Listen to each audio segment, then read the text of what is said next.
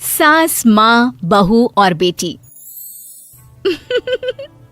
नहीं नहीं, ये कहानी इन सारे के सारे रिश्तों की नहीं, बल्कि 2 रिश्तों में ही सभी रिश्तों के होने की है। अरे बहू, मेरे और तेरे ससुर जी की रोटी मत बनाना, मैं बना लूंगी, दिन तक ठंडी हो जाती है। बहू जो कि एक वर्किंग लेडी थी। नहीं नहीं माँ जी, मैं अच्छे से कपड़े में लपेट देती हूँ ना, आप क्यों मेहनत करेंगी, माइक्रोवेव में गर्म कर लेना। अरे नहीं बहू, मेहनत मत कर, वैसे भी ऑफिस में कम मेहनत होती है क्या, जा रहने दे। लेकिन बहू मानती नहीं, वो सास ससुर की रोटी बना कर ही जाती है। दोपहर में खाने के वक्त ससुर जी कहते हैं, अरे बहू को रोटी बनाने के लिए क्यों मना कर दिया, क्या हो गया, ठंडा ही तो खाते आए हम लोग हमेशा से। अरे वो क्या है ना, सुबह ऑफिस जाती है, घर का सारा काम करने में वक्त लग जाता है, अरे थकती है वो अलग, तो मैंने सोचा बहाने से ही थोड़ा कम काम करवाऊं। ससुर मुस्कुरा रहे होते हैं, ये तो अच्छा है, बहू को समझना जरूरी है।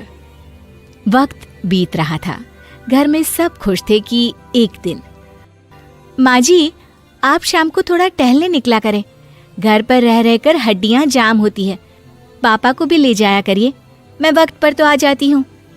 बहू ठीक 5 बजे ऑफिस से घर आ जाती है। फिर चाय नाश्ता बनाकर सास ससुर के साथ बैठती, उन लोगों को सारा दिन का हाल बताती। रात को पति घर आता है। क्या बात है बेटा, ऑफिस से आकर कभी हम लोगों के साथ भी बैठा कर। अरे माँ, दिन रात काम करके मन ही नहीं करता, अगले दिन की फिर तैयारी होती है, आप और पापा ही कमरे में आ जाओ। इससे अच्छी तो बहू है, कितना भी थकी रहे, घर आकर हम लोगों के लिए चाय नाश्ता बनाना, फिर बातें करना। बहू ना होती तो हम बुढ़ा बुढ़िया तो बैठे ही रह जाते। सास और ससुर अब बहू के कहने पर शाम की सैर पर निकलने लगते हैं। सास की कई सहेलियां बनती है तो ससुर को भी कुछ बुजुर्ग लोगों का ग्रुप मिल जाता है। कैसा रहा सहेलियों के साथ शाम का वक्त? हम लोगों ने तो भाई खूब योगा किया। अरे हम लोगों को गप्पों से फुर्सत ही नहीं होती। वैसे मिसेस मल्होत्रा आज बहू के बारे में कुछ बोल रही थी। तभी वहाँ ऑफिस से बहू आ जाती है जो जींस और टॉप में होती है। क्या बात है माँ, क्या कह रही थी आपकी सहेली आपकी बहू के लिए? सास इस बार बहू को कुछ अलग तरीके से देखती है और उल्टा सवाल ही दाग देती है। क्या कह रही थी वो हटा, ये बता, तेरे ऑफिस में तो मर्द भी काम करते होंगे ना? बहू जो अब तक मजाक कर रही थी वो सीरियस हो जाती है।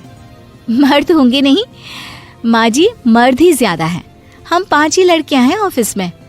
अरे तो अच्छा लगता है क्या ऐसे कपड़े पहनती हो? कल से तुम ना साड़ी पहनकर ऑफिस जाना, और हाँ, शाम का नाश्ता थोड़ा जल्दी बनाया करो, नाश्ता बनाकर बाद में ही ऑफिस के कपड़े चेंज करने जाना। बहू को समझ में नहीं आता कि सास को हो क्या गया है, लेकिन वो कुछ नहीं कहती, सीधे किचन में जाकर चाय नाश्ता बनाती है और सास ससुर को दे देती है।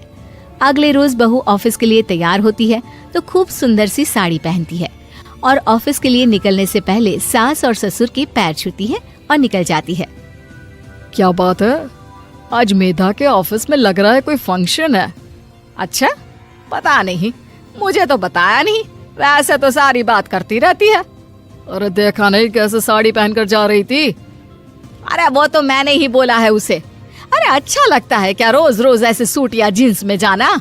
बहू हो, बहू बनकर रहो, और आप भी ना मेधा मेधा मत किया करिए, बहू बोला करिए, सर पर चढ़ जाएगी तो दिक्कत हो जाएगी। सास अब बहू को बहू जैसा रखने लगती है, हर बात पर रोका टोकी, हर बात पर ताने। क्या बात है, आजकल लेट आ रही है ऑफिस से? अरे चाय के लिए भी देर हो जाती है, हम लोग फिर पार्क में भी देर से पहुंचते हैं। सभी की बहुएं वक्त से चाय नाश्ता करा देती है अपने सास ससुर को, बस एक तू ही है जो उस वक्त ऑफिस से निकलती है। माँ जी, वो एक रास्ता पुलिस वालों ने न जाने क्यों बंद कर रखा है, जिसके कारण ट्रैफिक ज्यादा हो जाता है। मैं कोशिश करूंगी कल वक्त से पहले ही निकल जाऊं। ससुर देख रहे होते हैं कि बहू अब परेशान सी रहने लगी है। एक रोज, मेधा, बेटी मेधा। जी पिताजी। बेटा देख जरा कौन सी टी शर्ट अच्छी लग रही है। वो क्या है ना, शाम को सब बदल बदल कर टी शर्ट पहनते हैं, मैं भी सोच रहा हूँ कि आज कुछ अच्छा सा पहन कर जाऊं। हाँ पिताजी, ये सही है। ये लाल वाली ना बहुत जचेगी आप पर। मेरे पापा पर भी डार्क रंग बहुत जचता है। क्या चल रहा है? अरे ससुर के सामने घूंघट तो छोड़ो, ऊपर से रंग बताया जा रहा है टी शर्ट का। अरे बहू, कोई संस्कार दिए नहीं है क्या तेरी माँ ने? बहू इस बार बहुत निराश हो जाती है। वो वहां से तुरंत अपने कमरे में चली जाती है। अब बहू घर का सारा काम करती, ऑफिस जाती, लेकिन साड़ी और सर पर पल्ला लेकर। एक बार पड़ोसन उनके घर आती है। वाह सुमित्रा बहन, बहू का तो रूप ही बदल दिया। ठीक किया, बहू बहू जैसी ही अच्छी लगती है। अच्छा चलती हूँ मैं। पड़ोसन के जाने के बाद सास बड़ी अकड़ के साथ कहती है, देखा मेरा कमाल, कैसे मैंने मेधा बहू को कंट्रोल में कर लिया। अब बारी ससुर के बोलने की थी। हाँ सुमित्रा, बिल्कुल ये काम तो किया है तुमने, लेकिन कभी सोचा क्या खो दिया? क्या खो दिया? मैंने तो कुछ नहीं खोया जी। खोया है, पहले बहू जब ऑफिस जाती तुम्हारे पैर छूकर तुम्हें गले लगाती, लेकिन अब सिर्फ पैर छूती है। हाँ जी, ये बात तो आप ठीक बोल रहे हैं। पहले घंटों हम लोगों से बात करती, कमरे में ना जाती, ऑफिस से आते ही खुद की चाय, खाना, नाश्ता सब हम लोगों के साथ करती, सारी बात बताती।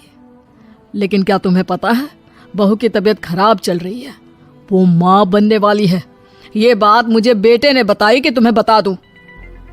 अब सास की आंख में आंसू थे। वो समझ गई थी कि लोगों के कहने में आकर उसने क्या खो दिया। शाम को बहू घर आती है तो माँ किचन में पकोड़े तल रही होती है। अरे माँ जी, आप रहने दीजिए ना, मैं आ तो रही थी। अरे नहीं, जा तू चेंज कर ले, मैं नाश्ता और चाय टेबल पर ही लगा रही हूँ मेधा। सास के मुंह से अपना नाम सुनकर बहू को बहुत अच्छा लगता है। माँ जी, कोई गलती हो गई है क्या? मेरे होते हुए आप काम करे, ये ठीक नहीं है। संस्कारी और समझदार बहू सास को माँ समझती है, लेकिन सास की बेवकूफी उसे सास ही बनाकर रखती है। बहू, मुझे भी थोड़े संस्कार और समझदार बनने का मौका दे, जिससे मैं भी बहू नहीं बेटी को देखूं तुझ में। और हाँ, मेरा होने वाला पोता क्या कहेगा कि दादी ने तो मेरी माँ को बहुत परेशान किया। बहू सास को गले लगा लेती है। नहीं माँ जी, वो कहेगा कि माँ को तो दादी ने बेटी बनाकर रखा है।